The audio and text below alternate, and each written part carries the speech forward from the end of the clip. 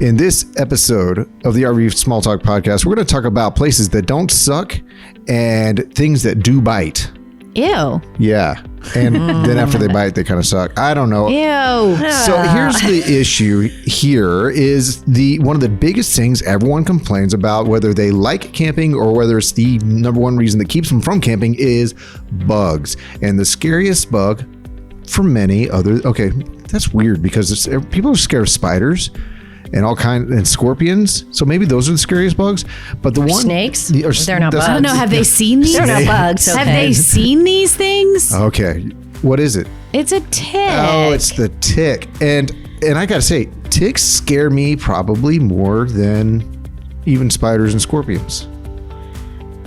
They scare me because when they bite you, it can be dangerous, and you don't always know it. Right. You know if a scorpion bites you. So let's talk about prevention, how to get rid of them once they're on, all the tick stuff. Let's scratch this itch. All right? If we have to. If we have to. And then we'll round out this episode with talking about some really neat places that don't suck.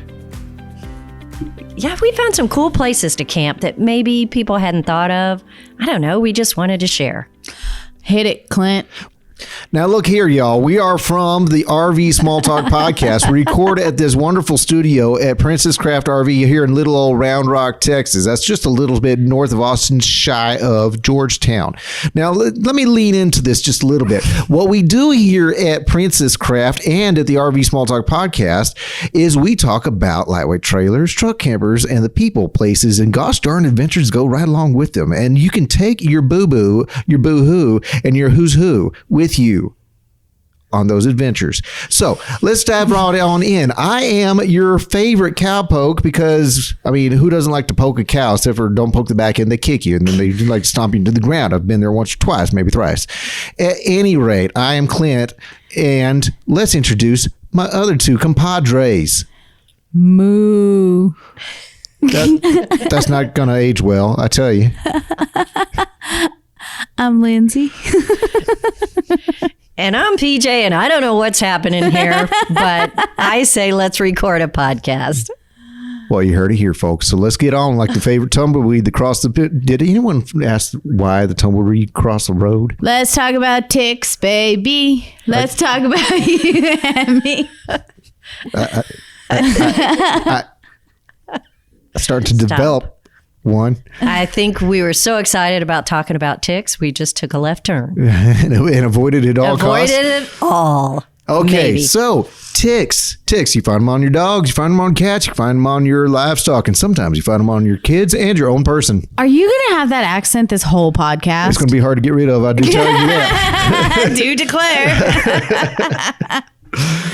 Okay. Well, it makes ticks a whole lot more interesting, right? Does it? It adds validity. It makes it sound like I just came in from the range, from the pasture. The back 40? The back 40, the front 40, the side 40, the up 40, the down 40. Did y'all know there's like so many different types of ticks? I had no idea. Yeah, I get this one in my left eye when I point at my right eye.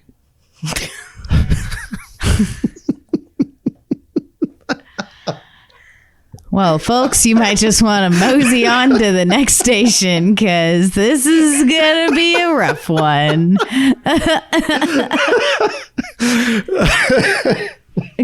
Clint was up all night. He is absolutely delusional at this point. No, this is just you. It's true. No one likes having a sick kid at home. It messes with your sleep cycles. It makes you turn country, apparently. I have I'm going right back to my roots. Ruts? Yeah. Obviously, we're all making our plans. We're seeing all of our friends go out and about. They all have dogs out or out hiking and all that. And we know that ticks can carry things. And that's what makes them so scary to me is they can be on you for the longest time and you never know. And then you find them, you think, oh my gosh, I'm doomed.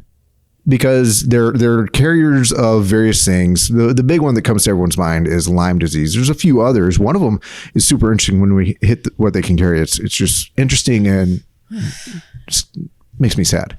So ticks. Are all of them dangerous? That's what I want to know. Are all of them dangerous? Just because you have a tick, does it mean that you have the possibility of getting some dreaded disease? In my reading, I mean, I didn't see anything that said that, your demise is imminent. Well, that's good to know. But I mean, I guess my question is, are all ticks capable of carrying diseases? I still don't know the answer to that, but I will say that what I did read is the things that ticks carry tend to be bacterial. And so if you find a tick on you and you safely remove it and whatever, and you clean with soap and water or something like that. And again, we can get into how to handle a tick bite, but jumping ahead a little bit is watch that spot and just take note of how you feel. And if you feel any symptoms whatsoever of, whether it be just being weird, off, headache, rash or something like that, you immediately go and have it addressed, and you're likely to have zero problems in a matter of days.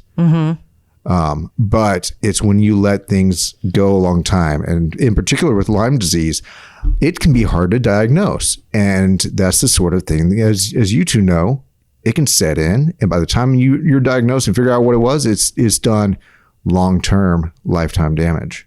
Right. And it's a bacterial thing just because you're a stupid tick. Right. Stupid tick. Well, what ticks do we have in Texas? Do you know?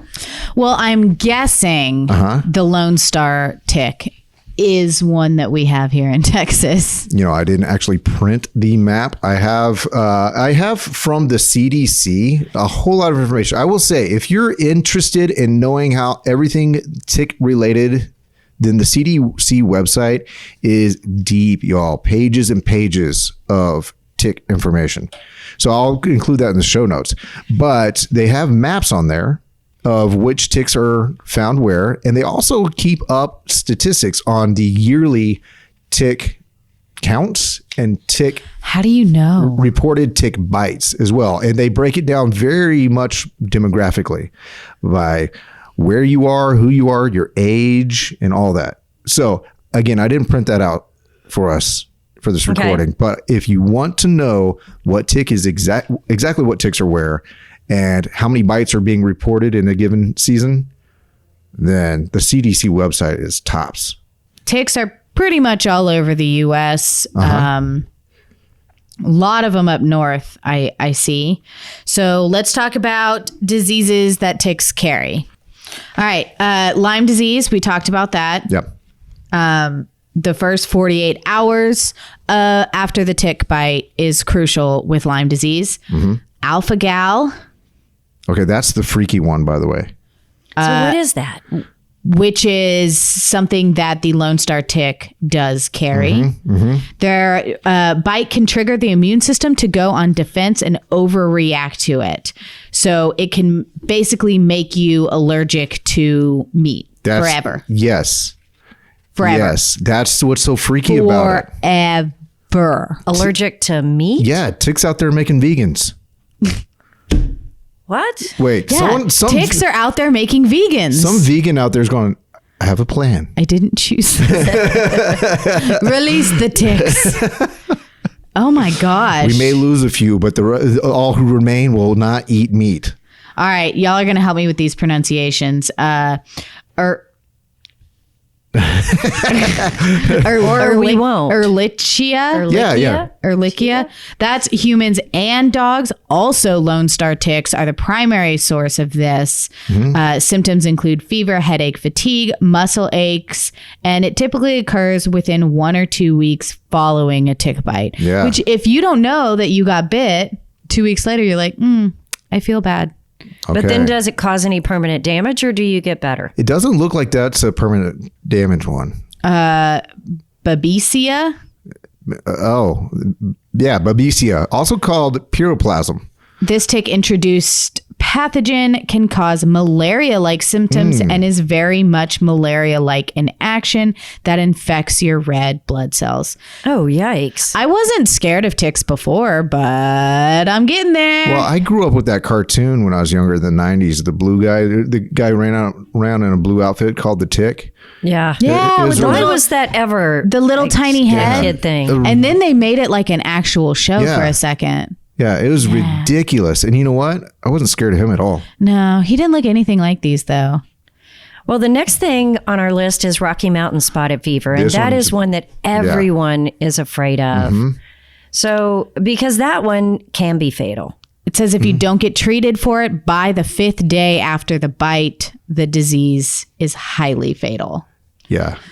And so again, all the reading I've done quickly, obviously, it looks like what they carry is typically bacteria, not viral. And so you have a little bit of time in which you're probably going to end up as a regimen of antibiotics to fight these things. And you always want to follow the directions on antibiotics and use the whole regimen. Don't say, hey, I'm feeling better. I'll just save these 3 or 4 last pills until. Yeah, people do that all the time. They do all the time. Yeah, don't do that. And don't share. Don't share. Pacific Coast tick fever. It's painful, debilitating. Both dogs and humans can get it. And there's tularemia.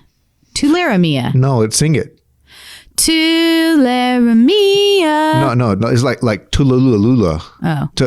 Also called rabbit fever or deer fly fever, this rare infectious disease typically attacks the skin, eyes, lymph nodes, and lungs. And it's a bacteria, just like you said. Yeah. The southern tick-associated rash illness also comes from the Lone Star tick. Obviously, the tick that we have here in Texas has all the things. And that is kind of like a circular rash, kind of like how we teach people to look for Lyme disease. I say we, like I teach people, but I don't. Right. But it's less consequential. It looks like it's just a rash. So not all ticks are necessarily, spotting humans as their number one source of nutrition, but some of them will gladly look to us as a first option, but they're usually looking for other mammals or what have you, even birds. You'll find them on birds and whatnot. So one thing I learned, and I'm going to have to find where I read it, but it's one thing I think is on the CDC website, like how do they hunt, if you will? It's crazy. So some of the symptoms you should look for whenever you've removed a tick from your body or, someone else. Did y'all ever hear that country song from the early 2000s or early 2010s, whatever, that basically was a song all about, I want to check you for ticks? What? Yes.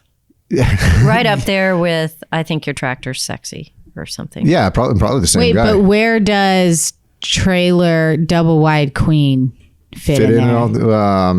Queen of the Double Wide is what you mean to say. Wide.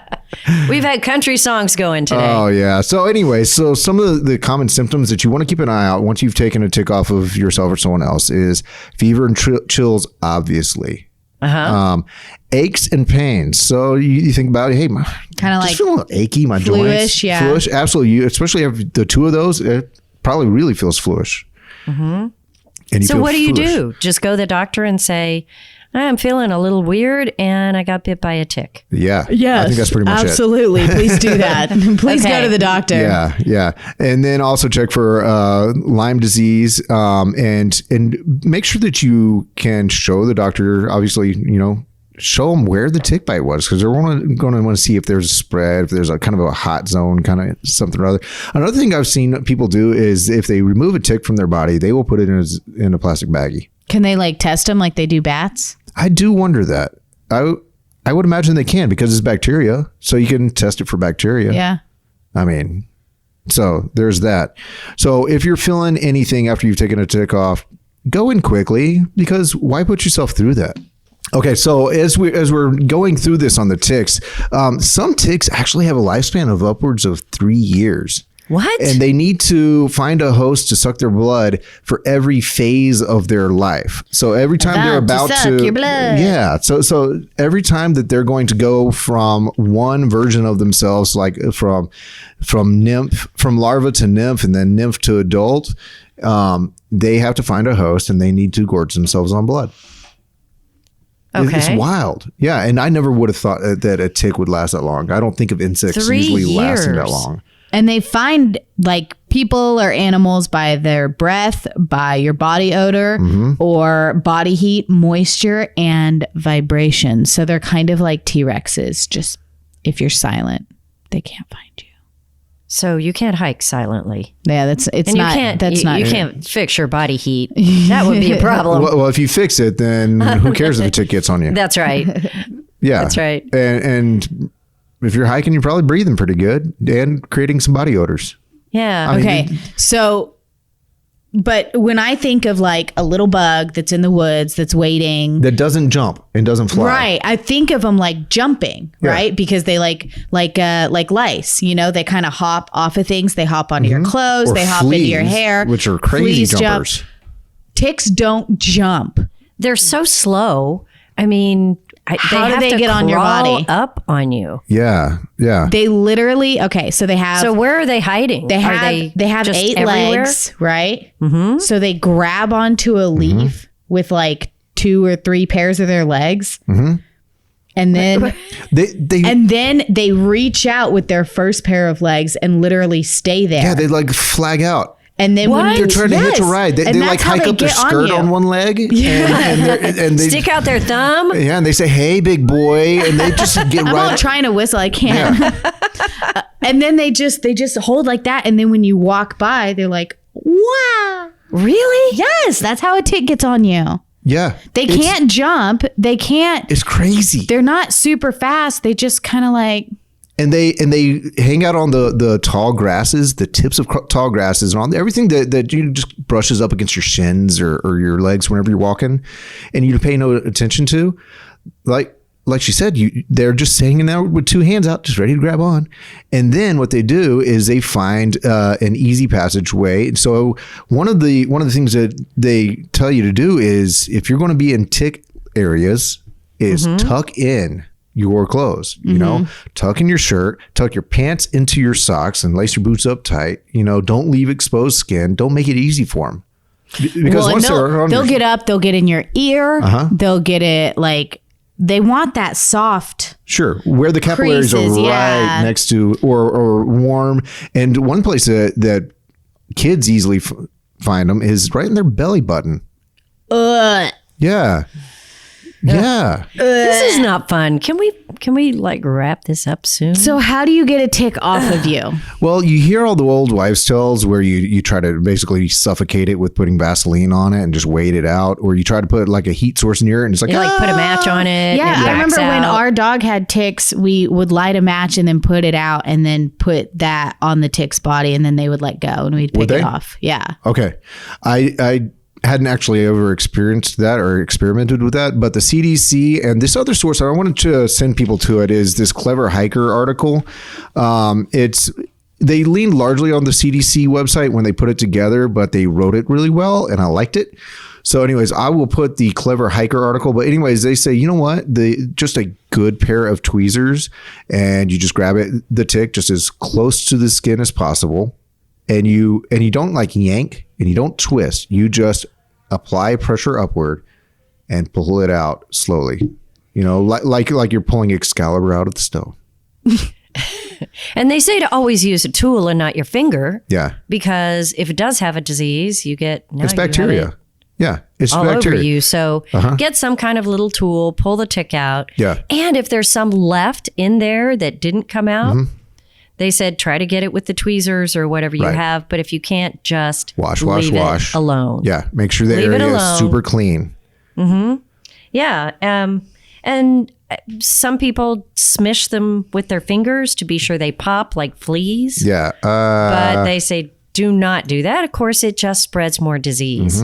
So put it in a plastic bag and wrap it up, and or wrap it with some tape, or you can put alcohol on it, or you can flush it down the toilet. Yeah. Just something to be sure it goes away and isn't in a position to survive. Sure. And that's another thing that this Clever Hiker said, have that tweezer inside of a plastic Ziploc bag. That way, if you need to feel the need to keep it with you in case you might start feeling symptoms and need to take it to the clinic with you, it's a kit, basically. Yeah. And keep all the disease away from you. In the bag, down the toilet, somewhere. Right. And even if it's been there on you for a while and it looks like a plump raisin, don't. Don't hate it. This has been the grossest topic we've had in a long time. Well, only because we've made it that way. But anyway. I've enjoyed it. Okay. So, and again, the CDC website has a tick bite data tracker. So it's up to date on how people are reporting and clinics are reporting. And where the outbreaks are. So if you do get Because there are bit, should you outbreaks. go to the CDC and type it in so they have better data? Why not? Why I not? don't know Take that a it gets picture. reported that way. I don't think so either. I think it's actually reported by hospitals and clinics and all. Yeah. But they also makes have sense. charts on the high seasons, and it looks like, we're at the beginning of the ramp up into the high tick season.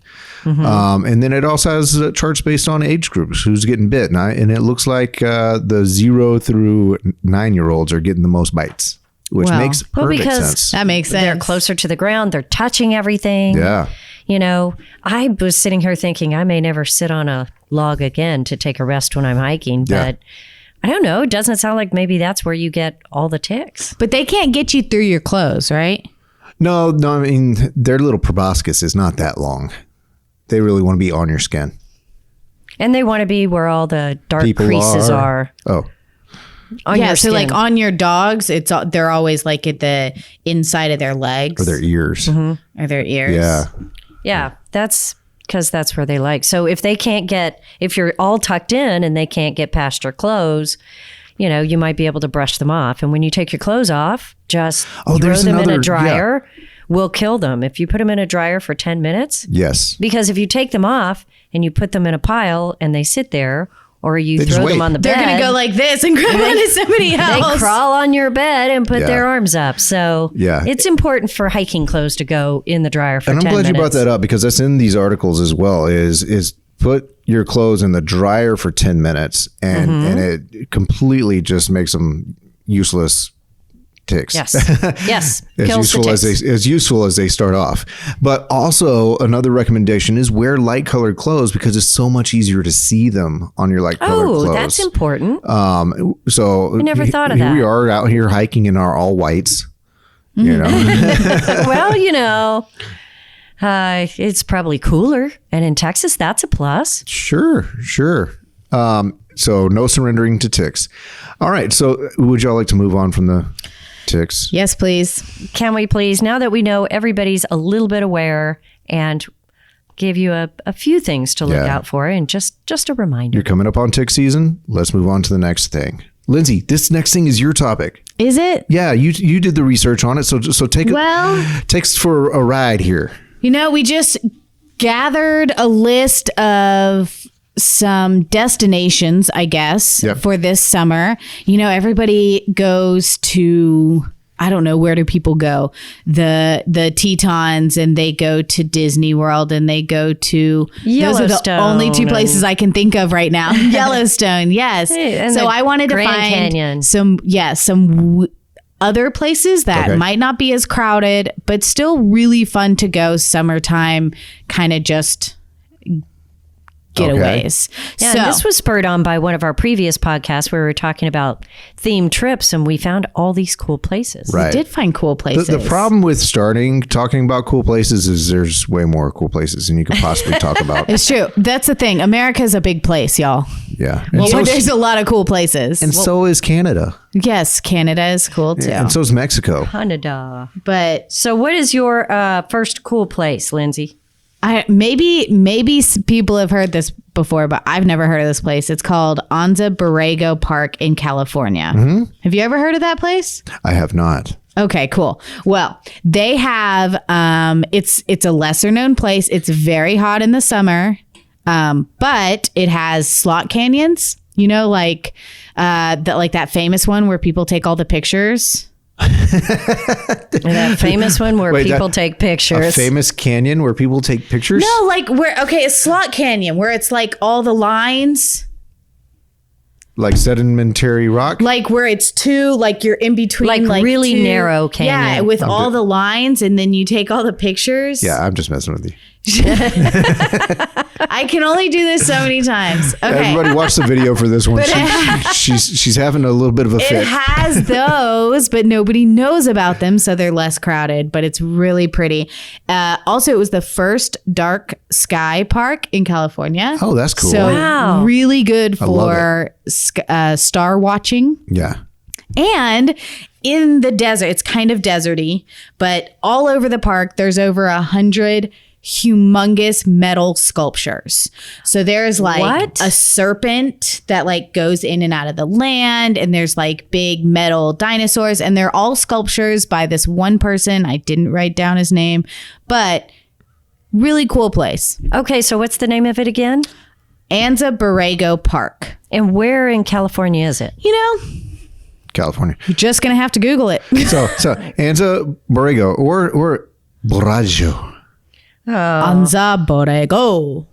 No, we're probably doing it wrong. Yeah. It's all right. Okay. My second place is a place that, Yeah, Ogden. yes, a little bit more well known, but I've always wanted to go to Ogden. I have a friend who lives in Ogden, Utah, and she literally says it's the best town ever. Okay. Like the friendliest people, tons of stuff to do. There's hiking, biking, rafting, kayaking. There you have lakes on one side, mountains on the other side. Yeah. It's just supposed to be gorgeous. And It sounds like the it's good little- for the adventure seekers. yeah, Like but it's- the little like town community is supposed to be really cool with a bunch of unique shops and just friendly people. I don't know. It just seems like the happiest place on earth. Okay. Wait. Someone actually has that thing branded. That I know, slogan. I know, but it should be Ogden, Utah. Okay. All right. And by the way, Anza Borrego, I looked it up, is down by San Diego. But did Okay. you see the sculptures? No, I didn't. I just looked at the Well, location. I thought it was on the So- main page. Okay. This next place is my favorite. I don't know how to say it. Assateague. We looked at this up. Yeah. Assateague Island. Yes. Okay. I don't know where that is. Oh, you're going to have to sing in this. I mean, I knew, but I didn't write it down. But, okay, you cannot camp on this island, but you can camp right off of this island. Like in the water? Just drive into the water. No, it's like next door to the island. But then there's a big old beach and there's wild horses. No, wait a second. You can't camp there. So if you try to camp there, do they try to drag you away? Nay. They don't? Wild horses. I didn't know there was such a thing as wild horses anymore. Did you know there was wild Couldn't drag horses? me away. Did you know? There Yeah. are some wild Yes. horses. Yes. Am I just how did I? But this is Delaware. Yes. Delaware. And there's a beach with wild horses and you can camp and I thought you just couldn't camp. gorgeous. I bet they don't want Well, you you can't camp on the beach because it belongs to the horses, but you can camp Yeah. like over here and then and that go stallion over finds you on his property after dark. He's going to stamp you out. Okay. You well, we cannot don't be his do that. neighbor. He's not going to drag you away. He's going to stamp you. All right, Little Compton, Rhode Island. It's Like straight out of? Little Compton. Wait. Compton, Rhode Island's on the way other side of the U.S. from Compton. It is, and it's charming. This is not the same Compton at all. No, it's a beach town. There's no grocery stores. There's no chain restaurants. It's quiet and calm. There's lighthouses Wow. and museums. Man, they are about to get mad at you and for bringing this up. quaint.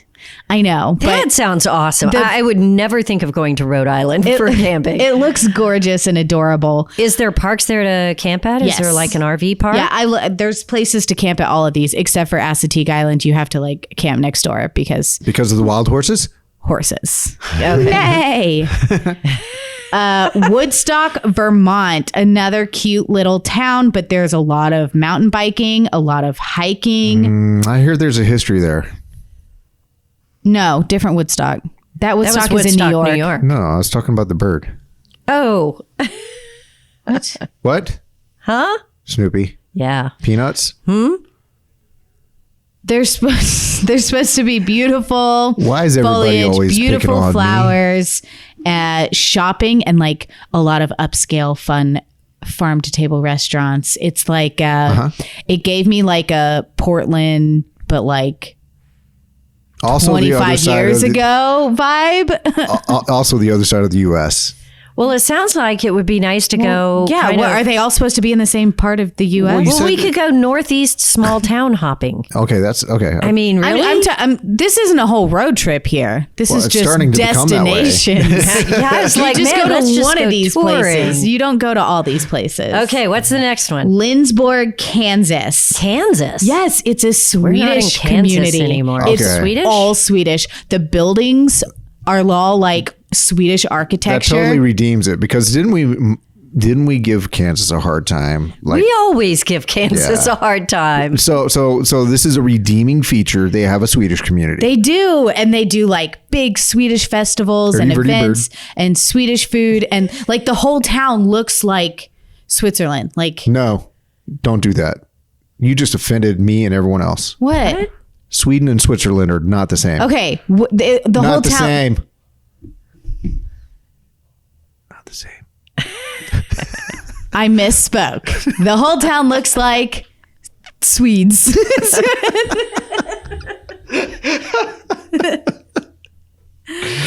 And also, I really like it because Lindsborg sounds like my name if I was a robot. So I put it on the list. Lindsborg. So the Borg were actually a race in Star Trek.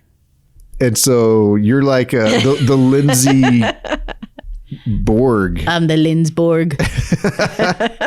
That's in Kansas. I think if I go there and do that joke, though, they might not like it. Go try. But they may not get I'll it. take my camera. Jerome, Arizona. Jerome. What's in Jerome? Not a lot.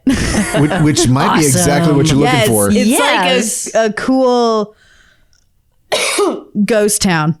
You okay? $1 billion copper camp? Yeah. So basically, they mined it all for copper, and then they had a population of 15,000. It went down to 50. But it is kind of a ghost town that have like little restaurants, and it's supposed to be super haunted. So if you're into that kind of thing, like every place in the whole town like has their stories and their specific ghosts that live in this building and then in this building. I feel like if I were one of the last like 500 people there and we had all this, like it would be signed into your duties that if someone wants to You said duty. yes, and this one's free. So That you have to have a ghost story. yeah, you have to have a ghost story, and you have to defend the town's honor by making sure the people run off screaming. Defend our honor. Like if you live in a ghost town, you are required to make sure that people believe in ghosts by the time they leave. Yeah. It's a really cool ghost town, tourist attraction, historic sites, and the scenery is supposed to be beautiful out there. Okay, Picket Wire Canyon, Colorado. I like it. I've never heard of this place, but they have the most and the biggest dinosaur tracks ever found. In Picket Wire. In Picket Wire. So wait. How does some place even get named Picket Wire? Any ideas? Well, Why would you call someplace, I want to live in Picket Wire? I mean, I don't know. What? Okay. Now, I just had to ask in is case there Picket was another something. name, or is it Wicket? Picket or Wicket another name for like a fence post, and you can have these old white fence posts that's wired Picket. together. So yeah, Pickets wired together to make a Picket fence. Wire. Maybe that's where they made Picket Wire. Maybe Picket Wire means something we don't understand. Maybe that's where they first found Picket wire. Okay, we're making up that Picket Wire is actually something. Is it? Hey guys, they have dinosaur tracks and you can just hike to them, and they're like big and a lot of dinosaur tracks. There's a lot of RV parks. There's a lot of hiking. They have guided Jeep tours. Also, it's super duper hot. I'm glad it's guided Jeep tours because have you ever seen a Jeep trying to just go off on its own? They get lost and they go over boulders and underwater and all. I have seen those videos. They're like climbing stuff. Like, whoa, Jeep. This is a novel idea. A guided Jeep tour makes sure those Jeeps safely get out there and back. I appreciate that. Well, I would appreciate it because I don't want to drive it. I just want to ride, see the scenery. Okay, I have one more. Can y'all contain yourselves for the best one? Oh, I don't know. I don't think we'll you try. want me to. It's DeSmet, South Dakota. Okay. It's the Ingalls Homestead. Oh. It's a camping destination. It is the actual homestead of the famous author Laura Ingalls Wilder. And you basically get to camp and be on her land and learn how to churn butter and milk cows and go on wagon rides and wash clothes with a washboard and make corncob dolls. And Can you cosplay there? Just show up looking like a pioneer? they don't have a pool, a hot tub. They don't have a dog park. They don't have laundry facilities. But You're having the whole experience. you can learn how to use a washboard. You just have to be ready for the rustic experience, I right? know. And I thought it went well. We just did the Oregon Trail on our Friday Live. And so, I don't know. That would be I was in great for a kids, country though, wouldn't feel. it? Sure. How much fun. There's lots of activities for kids. It just looked like a really cute thing to do. And it's in South Dakota. So like how Beautiful, right? Yeah. Like how Right? bad could it be? You're in South Dakota. I hear they have ticks.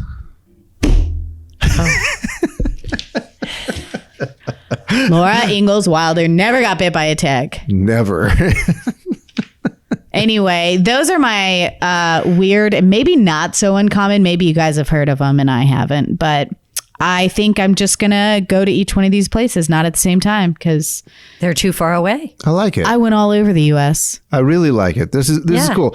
So any other wrap up stuff? Any other things on your radar before we call it for this episode?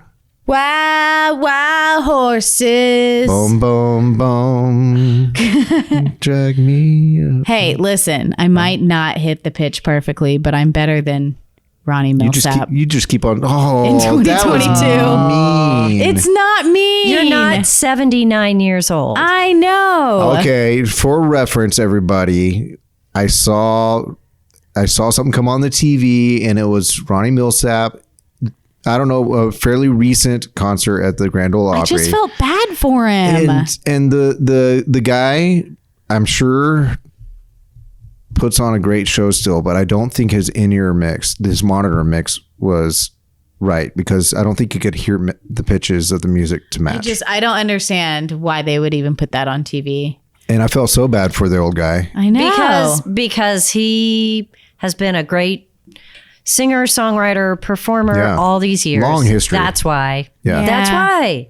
You He can should still just appreciate enjoy Yeah. his life. Well, so anyway, That's all I have to say. is that all you have? Are you ready for the rally? No.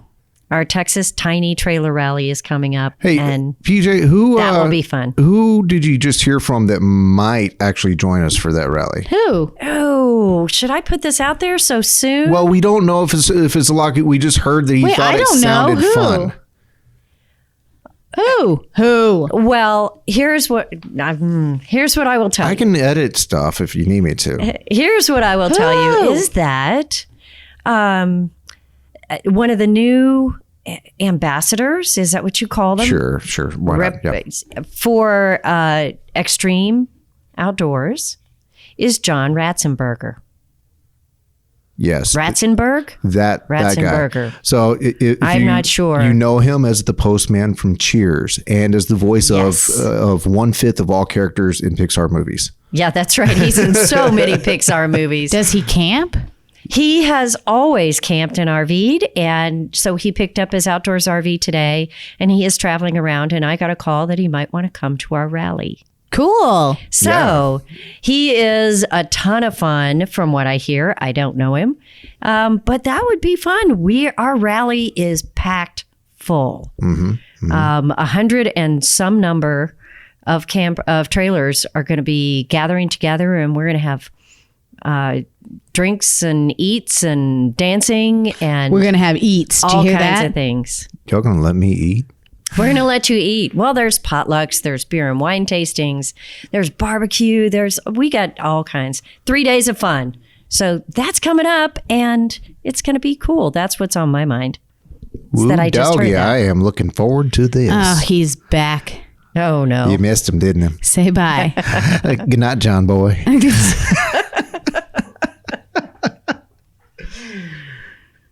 Everybody, we would like to thank you for joining us for this episode of the RV Small Talk podcast. And we do hope that you would consider maybe going to your favorite podcast player and subscribing, following our podcast so that you might hear every last episode that comes up. I won't use this voice every time. I will find my normal voice when I can. Oh, thank God. Yeah. It's in my saddlebag. I digress. I keep trying to close my ears, but it just presses the headphones more against my head. Don't forget that you can find our show notes all the way over on the interwebs at https://rvsmalltalk.com. That's for every episode that we've put out there, show notes and links for everything we've talked about. If you want to join the conversation, we're over on Facebook, the Facebook, the book of faces, this digital one that you can click on the interwebs, on the whatevers. So go on over there and join our Facebook group. It's RV Small Talk Community. And one last thing, we are on YouTubes. Yes, all the tubes are about you when we're on there. What? This is my favorite thing we've ever done on the podcast. Yes, but is anybody going to subscribe after this? No, there is to tell nobody them? listening anymore. There are other We could episodes. say anything. There are other episodes for people to like and subscribe to. You got to give me this one.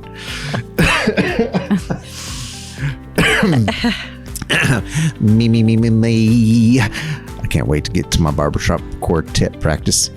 I like to sing all the do-re-mis. You're going to have to edit this. Yeah, well, you can feel sorry for me later. You're going to just be at home just giggling your ass off. So join us every Friday. That's right. Fridays, we like to get on the interwebs in front of a camera, light up the studio, turn on the microphones, gargle a little of our own spit. We don't share though. And what we do is we have a live stream. That's right. Up to 30 minutes to an hour of a live stream where you can talk and converse with us at 12:30 Central Standard Time, even though we are nearly permanently on daylight savings time. Who knows how that works. Anyways, 12:30. Can someone please save me from myself? Yes.